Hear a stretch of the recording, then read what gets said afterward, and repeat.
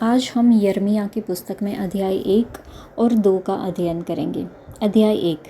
हिल्किय्याह का पुत्र यिर्मयाह, जो बिन्यामीन देश के अनातोत में रहने वाले याजकों में से था, उसी के ये वचन है। यहोवा का वचन उसके पास आमोन के पुत्र यहूदा के राजा योशिय्याह के दिनों में उसके राज्य के 13वें वर्ष में पहुंचा। इसके बाद योशिय्याह के पुत्र यहूदा के राजा यहोयाकीम के दिनों में और योशिय्याह के पुत्र यहूदा के राजा सिदकिय्याह के राज्य के 11वें वर्ष के अंत तक भी प्रकट होता रहा, जब तक कि उसी वर्ष के 5वें महीने में यरूशलेम के निवासी बंधुआई में न चले गए। यिर्मयाह का बुलाया जाना। तब यहोवा का यह वचन मेरे पास पहुंचा, गर्भ में रचने से पहले ही मैंने तुझ पर चित्त लगाया और उत्पन्न होने से पहले ही मैंने तेरा अभिषेक किया। मैंने तुझे जातियों का भविष्यवक्ता ठहराया। तब मैंने कहा, हाय प्रभु यहोवा, देख, मैं तो बोलना भी नहीं जानता, क्योंकि मैं लड़का ही हूँ। परंतु यहोवा ने मुझसे कहा, मत कह कि मैं लड़का हूँ, क्योंकि जिस किसी के पास मैं तुझे भेजूँ वहाँ तू जाएगा, और जो कुछ मैं तुझे आज्ञा दूँ वही तू कहेगा। तू उनके मुख को देखकर मत डर, क्योंकि तुझे छुड़ाने के लिए मैं तेरे साथ हूँ। यहोवा की यही वाणी है। तब यहोवा ने हाथ बढ़ाकर मेरे मुंह को छुआ, और यहोवा ने मुझसे कहा, देख, मैंने अपने वचन तेरे मुंह में डाल दिए हैं। सुन, मैंने आज के दिन तुझे जातियों और राज्यों पर अधिकारी ठहराया है, उन्हें गिराने और ढा देने के लिए, नष्ट करने और काट डालने के लिए, या उन्हें बनाने और रोपने के लिए। यहोवा का यह वचन मेरे पास पहुंचा, हे यिर्मयाह, तुझे क्या दिखाई पड़ता है? मैंने कहा, मुझे बादाम की एक टहनी दिखाई पड़ती है। तब यहोवा ने मुझसे कहा, तुझे ठीक दिखाई पड़ता है, क्योंकि मैं अपने वचन को पूरा करने के लिए जागरूक हूँ। फिर यहोवा का वचन दूसरी बार मेरे पास पहुँचा, और उसने पूछा, तुझे क्या दिखाई पड़ता है? मैंने कहा, मुझे उबलता हुआ एक हंडा दिखाई पड़ता है, जिसका मुंह उत्तर दिशा की ओर से है। तब यहोवा ने मुझसे कहा, इस देश के सब रहने वालों पर उत्तर दिशा से विपत्ति आ पड़ेगी। यहोवा की यह वाणी है, मैं उत्तर दिशा के राज्यों और कुलों को बुलाऊंगा, और वे आकर यरूशलेम के फाटकों में और उसके चारों ओर की शहरपनाह और यहूदा के और सब नगरों के सामने अपना अपना सिंहासन लगाएंगे। उनकी सारी बुराई के कारण मैं उन पर दंड की आज्ञा दूंगा, क्योंकि उन्होंने मुझे त्याग कर दूसरे देवताओं के लिए धूप जलाया और अपनी बनाई हुई वस्तुओं को दंडवत किया है। इसलिए तू अपनी कमर कसकर उठ, और जो कुछ कहने की मैं तुझे आज्ञा दूँ वही उनसे कह। तू उनके मुख को देखकर न घबराना, ऐसा न हो कि मैं तुझे उनके सामने घबरा दूँ। क्योंकि सुन, मैंने आज तुझे इस सारे देश और यहूदा के राजाओं, हाकिमों और याजकों और साधारण लोगों के विरुद्ध गढ़ वाला नगर और लोहे का खंभा और पीतल की शहरपनाह बनाया है। वे तुझसे लड़ेंगे तो सही, परंतु तुझ पर प्रबल न होंगे, क्योंकि बचाने के लिए मैं तेरे साथ हूँ। यहोवा की यही वाणी है। इस अध्याय को पढ़ के हम समझते हैं कि परमेश्वर ने यिर्मयाह को उसके जन्म से पहले ही बुला लिया था। इस प्रकार जीवन और उद्देश्य की पवित्रता पर प्रकाश डाला। परमेश्वर ने यिर्मयाह को आश्वस्त किया कि वे डरे नहीं, और उसे निर्भीकता से अपने वचन बोलने की सामर्थ्य भी दी। यिर्मयाह को अपने भविष्य सूचक सेवकाई को पूरा करने के लिए आवश्यक उपकरण, परमेश्वर के वचन और अधिकार दोनों दिए गए। समझे कि आपको एक विशिष्ट उद्देश्य के साथ बनाया गया है, और परमेश्वर के पास आपके जीवन के लिए एक योजना है। अपने विश्वास और सत्य को साझा करने का साहस अपनाएं, यह जानते हुए कि परमेश्वर आपको इस कार्य के लिए सुसज्जित करते हैं। इस अध्याय में हमने देखा कि वचन 9 में लिखा है, तब यहोवा ने हाथ बढ़ाकर मेरे मुंह को छुआ, और यहोवा ने मुझसे कहा, देख, मैंने अपने वचन तेरे मुंह में डाल दिए हैं। यहाँ यहोवा परमेश्वर ने अपना हाथ बढ़ाकर यिर्मयाह के मुंह को छुआ और अपने शब्द यिर्मयाह के मुंह में डाल दिए। इसका मतलब है कि वह यर्मिया को अपने नबी के रूप में इस्तेमाल करने जा रहे थे। प्रभु परमेश्वर अपने नाम और अपने शब्दों की घोषणा करने के लिए हमारे मुंह, होठ और जीभ का उपयोग करना चाहते हैं। यहोवा परमेश्वर फिरौन से बात करने और इस्राएलियों को मिस्र की गुलामी से छुड़ाने के लिए मूसा के मुंह का उपयोग करना चाहते थे। हालांकि मूसा ने उत्तर दिया कि हे मेरे यहोवा, मैं बोलने में कुशल नहीं हूँ, मैं बोलने में धीमा और जीभ में भी धीमा हूँ।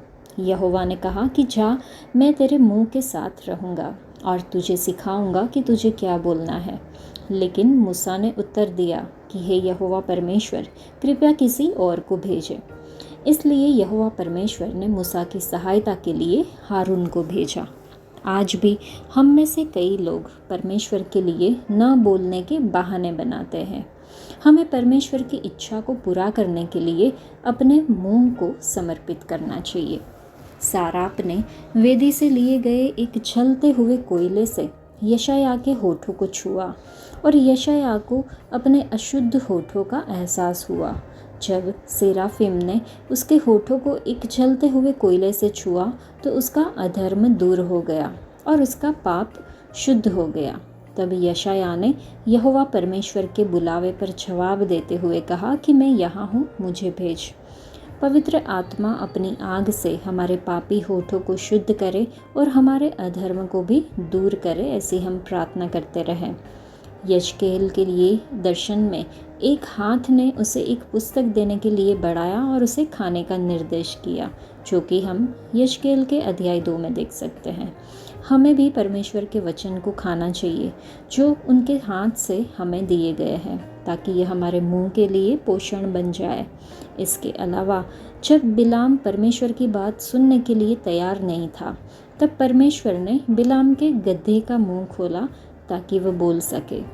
कौवा थके हुए एलिया को सहारा देने के लिए अपने मुंह में रोटी और मांस लाया।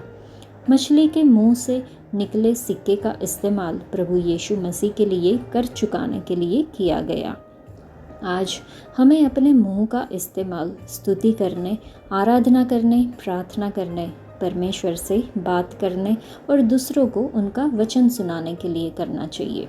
शत्रु शैतान अक्सर कई लोगों के मुंह बंद कर देता है ताकि वे परमेश्वर के लिए बोल न सके, लेकिन प्रभु यीशु ने अपनी उंगली से गूंगे आदमी की जीभ को छुआ और कहा इफ्तह, अर्थात खुल जा, और उसे बोलने में सक्षम बनाया, जो कि हम मरकुस रचित सुसमाचार अध्याय 7 में देख सकते हैं।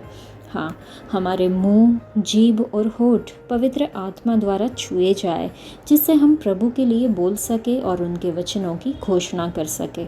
वह हम में से हर एक को ऐसा करने के लिए मदद करे और आशीष भी दे, ऐसी हमें प्रार्थना करनी होगी। वचन 19 में लिखा है कि वे तुझसे लड़ेंगे तो सही, परंतु तुझ पर प्रबल न होंगे, क्योंकि बचाने के लिए मैं तेरे साथ हूँ, यहोवा की यही वाणी है।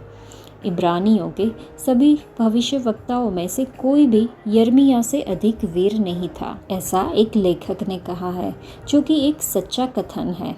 यर्मिया का 40 साल की सेवकाई वफादारी और दृढ़ता का एक उत्कृष्ट उदाहरण था। महत्वपूर्ण प्रतिकूल परिस्थितियां, निराशा और अनुत्पादक परिणामों के सामने परमेश्वर ने यर्मिया को भविष्यवाणी सेवकाई में बुलाया। इसके प्रति उसके विनम्र विरोध को संबोधित किया गया और उसे इसे पूरा करने के लिए अधिकार भी दिया गया। परमेश्वर ने उसे उसके साथ अपनी उपस्थिति का आश्वासन दिया और उसे अपने भविष्य सूचक कार्य को पूरा करने में साहसी बनने के लिए प्रोत्साहित किया। परमेश्वर जानते थे कि यदि यर्मिया ने परमेश्वरीय वचन ईमानदारी से बोले तो हर कोई उसका दुश्मन होगा। यहाँ तक कि प्रेरित पौलुस ने भी गलातियों से पूछा कि क्या तुमसे सच बोलने के कारण मैं तुम्हारा शत्रु बन गया हूँ? कई बार लोग सच सुनकर खुश नहीं होते। सत्य को अनदेखा किया जाएगा और कभी कभी वक्ता को भी सताया जाएगा। यदि परमेश्वर अपने लोगों के साथ है तो कोई भी उन पर हावी नहीं हो सकता। इसके समर्थन में बाइबल में कई वचन है जैसे कि व्यवस्था विवरण में लिखा है कि यहोवा ऐसा करेगा कि तेरे शत्रु जो तुझ पर चढ़ाई करेंगे वे तुझसे हार जाएंगे। वे एक मार्ग से तुझ पर चढ़ाई करेंगे परंतु तेरे सामने से 7 मार्ग से होकर भाग जाएंगे। शत्रु परमेश्वर के लोगों के सामने तितर बितर हो जाएंगे। लड़ाई यहोवा की है। तो बाइबल कहती है कि तुम में से एक मनुष्य 1000 मनुष्य को भगाएगा, क्योंकि तुम्हारा परमेश्वर यहोवा अपने वचन के अनुसार तुम्हारी ओर से लड़ता है। साथ ही यदि परमेश्वर के लोग उनकी आज्ञाओं का पालन नहीं करते हैं तो उनकी उपस्थिति उनके साथ नहीं होगी। अब उनके साथ बिल्कुल विपरीत होगा और उन्हें निश्चित हार का सामना करना पड़ेगा। हमारा शत्रु शैतान हम पर आत्मिक रूप से हमला करता है। हम शैतान के खिलाफ शक्तिहीन हैं जब तक कि परमेश्वर हमें आत्मिक रूप से सशक्त नहीं बनाते। हम केवल परमेश्वर और उनके संपूर्ण कवच के सामर्थ्य से ही दिव्य लोकों में बुराई की आध्यात्मिक शक्तियों पर विजय पाने में सक्षम होंगे। हम केवल प्रभु की शक्ति और परमेश्वर के वचन के माध्यम से शैतान पर विजय पा सकते हैं। इसलिए परमेश्वर के अधीन हो जाओ और शैतान का सामना करो, तो वह तुम्हारे पास से भाग निकलेगा। ऐसा याकूब के पत्री अध्याय 4 में लिखा है। ये भी लिखा है, क्योंकि जो कुछ परमेश्वर से उत्पन्न हुआ है वह संसार पर जय प्राप्त करता है, और वह विजय जिससे संसार पर जय प्राप्त होती है हमारा विश्वास है, जो कि पहले यूहन्ना की पत्री अध्याय 5 में लिखा है। हमारे विश्वास के माध्यम से परमेश्वर हमें दुनिया शैतान पर जीत दिलाएंगे, क्योंकि कोई भी उनके खिलाफ खड़ा नहीं हो सकता। रोमियो की पत्री में पौलुस विश्वासियों को प्रोत्साहित करता है कि यदि परमेश्वर हमारी ओर है तो हमारे विरुद्ध कौन हो सकता है। और पहले कुरिन्थियों की पत्री अध्याय 15 में लिखा है, तो अंतिम जीत हमारे प्रभु यीशु मसीह के माध्यम से हमारी है। तो क्या हम ईमानदारी से यहोवा की आज्ञा मानते हैं ताकि शैतान हम पर हावी न हो जाए? जब परमेश्वर आपको बुलाते हैं तो वह आपको अपने कार्य के लिए सुसज्जित और सशक्त बनाते हैं। वह आपको कभी नहीं छोड़ेंगे और कभी नहीं त्यागेंगे। निराश या संकोच मत करें। परमेश्वर की सेवकाई को अपनाएं, क्योंकि यह सबसे बड़ा विशेष अधिकार है जिसे कोई भी प्राप्त कर सकता है। परमेश्वर उन लोगों की तलाश नहीं कर रहे हैं जो मानवीय मानकों के अनुसार पूरी तरह से कुशल या सुसज्जित हो। वह उन लोगों की तलाश कर रहे हैं जो आज्ञाकारी होने के लिए तैयार है और जो आवश्यक है उसे प्रदान करने के लिए उन पर भरोसा करते हैं। और जैसा कि उसने यिर्मयाह को आश्वासन दिया था, परमेश्वर हमारे साथ रहेंगे, हमें उन कार्यों को पूरा करने में सक्षम करेंगे जो उन्होंने हमारे सामने रखे हैं। अध्याय 2, परमेश्वर द्वारा इस्राएल की देखभाल। यहोवा का यह वचन मेरे पास पहुंचा, जा और यरूशलेम में पुकार कर यह सुना दे, यहोवा यह कहता है, तेरी जवानी का स्नेह और तेरे विवाह के समय का प्रेम मुझे स्मरण आता है कि तू कैसे जंगल में मेरे पीछे पीछे चली, जहाँ भूमि जोती बोई न गई थी। इस्राएल यहोवा के लिए पवित्र और उसकी पहली उपज थी। उसे खाने वाले सब दोषी ठहरेंगे और विपत्ति में पड़ेंगे। यहोवा की यही वाणी है। हे याकूब के घराने, हे इस्राएल के घराने के कुलों के लोगों, यहोवा का वचन सुनो। यहोवा यूँ कहता है, तुम्हारे पुरखाओं ने मुझ में कौन सी ऐसी कुटिलता पाई कि मुझसे दूर हट गए और निकम्मी वस्तुओं के पीछे होकर खुद निकम्मे हो गए। उन्होंने इतना भी न कहा, जो हमें मिस्र देश से निकाल ले आया, जो हमें जंगल में से और रेत और गड्ढों से भरे हुए निर्जल और घोर अंधकार के देश से, जिसमें होकर कोई नहीं चलता और जिसमें कोई मनुष्य नहीं रहता, हमें निकाल ले आया, वह यहोवा कहाँ है? और मैं तुमको इस उपजाऊ देश में ले आया कि उसका फल और उत्तम उपज खाओ। परंतु मेरे इस देश में आकर तुमने इसे अशुद्ध किया और मेरे इस नीच भाग को घृणित कर दिया है। याजकों ने भी नहीं पूछा, यहोवा कहाँ है? जो व्यवस्था सिखाते थे वे भी मुझको न जानते थे।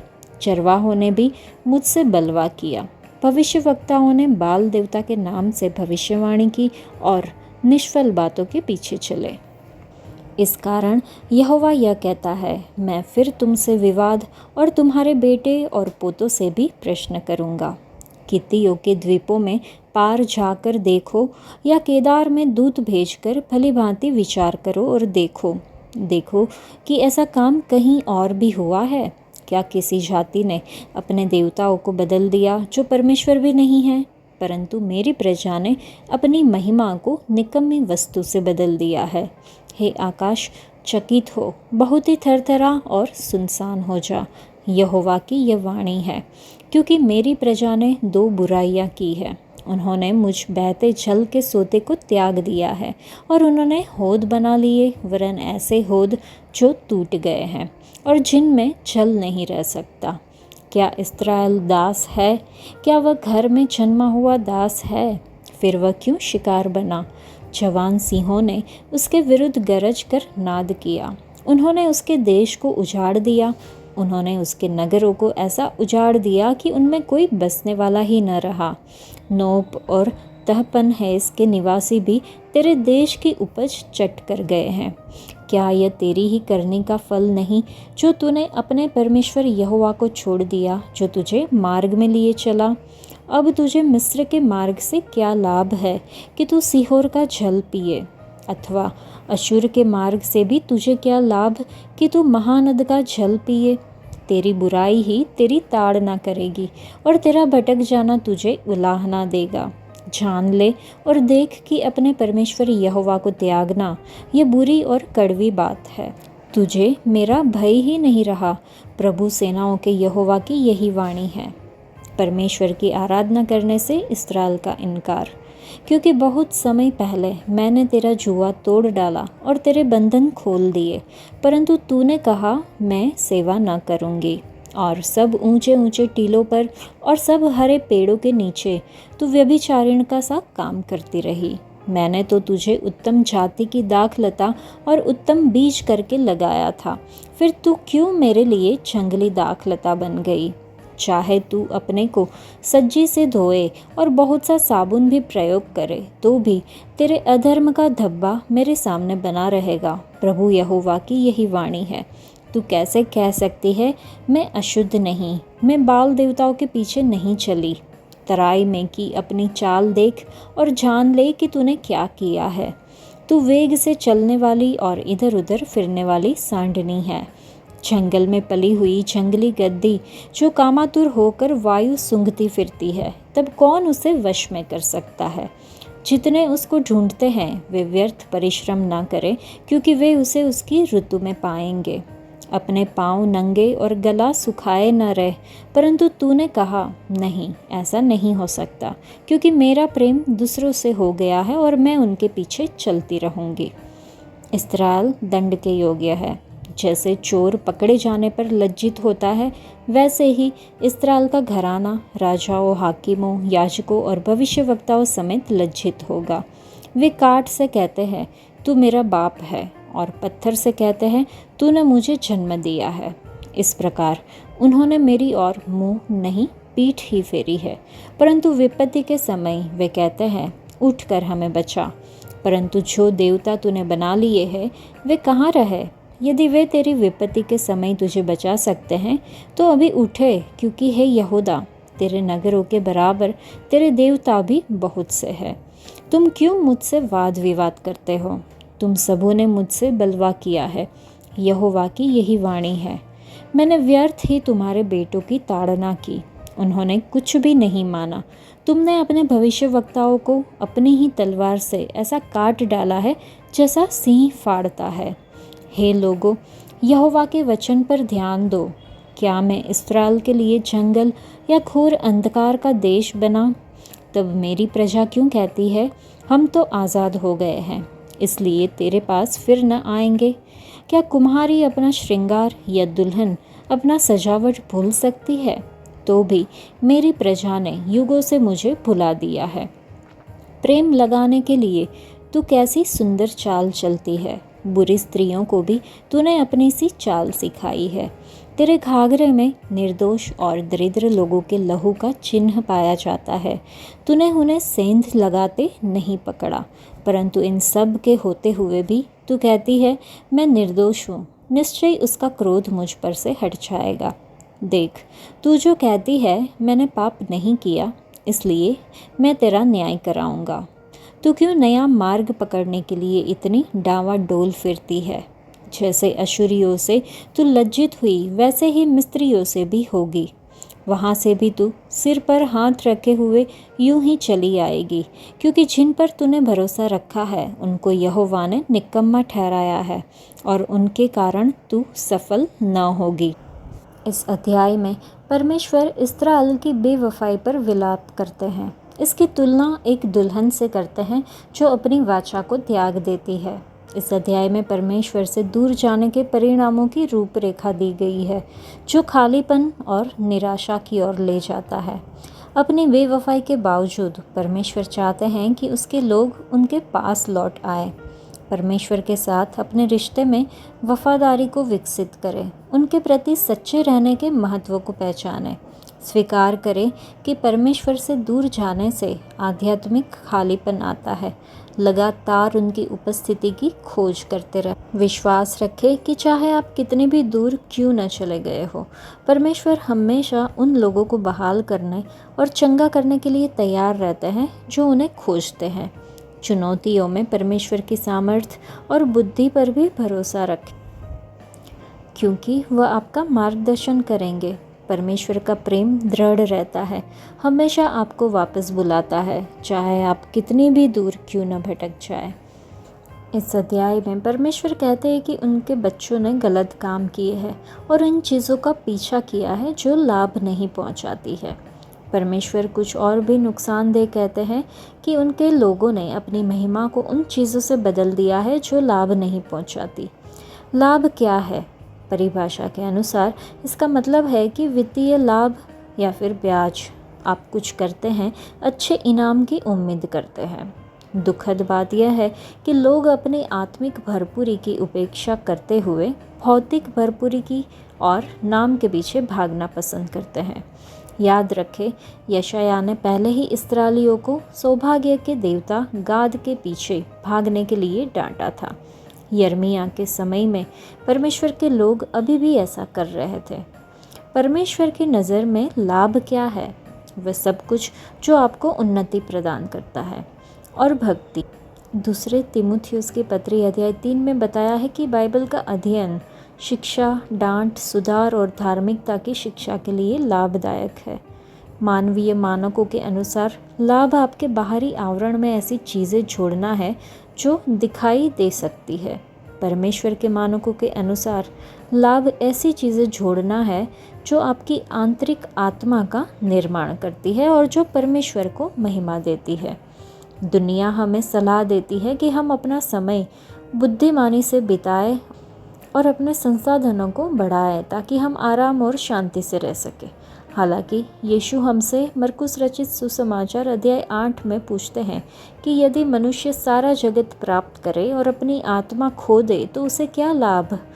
यीशु सांसारिक लाभ को कम नहीं आंकते। वह जानते हैं कि जीवित रहने के लिए भोजन और आश्रय होना ज़रूरी है, लेकिन वह हमसे कहते हैं कि हम इस बारे में चिंता न करें या अपना पूरा समय इस उलझन में न बिताएं कि और कैसे पाएं। वह हमसे बस अपने राज्य में निवेश करने के लिए कहते हैं, और फिर वह हमें वह सब कुछ देंगे जो हमें इस धरती पर पूरी शांति के साथ जीने के लिए चाहिए। यिर्मयाह ने इस्राएल पर अपनी महिमा को लाभहीन चीज़ों से बदलने का आरोप लगाया। यह एक गंभीर आरोप है। यशायाह की पुस्तक में भी लिखा है कि परमेश्वर ने हमें अपनी महिमा के लिए बनाया है। हम उनकी महिमा से घिरे हुए हैं। उन्होंने हमारे सिर पर अपनी महिमा का मुकुट रखा है और हमें धार्मिकता के अपने शानदार वस्त्र पहनाए हैं। हम जो कुछ भी करते हैं या कहते हैं या सोचते हैं, हमें अपने आसपास की उनकी महिमा को कभी नहीं भूलना चाहिए। चलिए हम पहले कुरिन्थियों की पत्री अध्याय 10 में पौलुस की सलाह का पालन करें।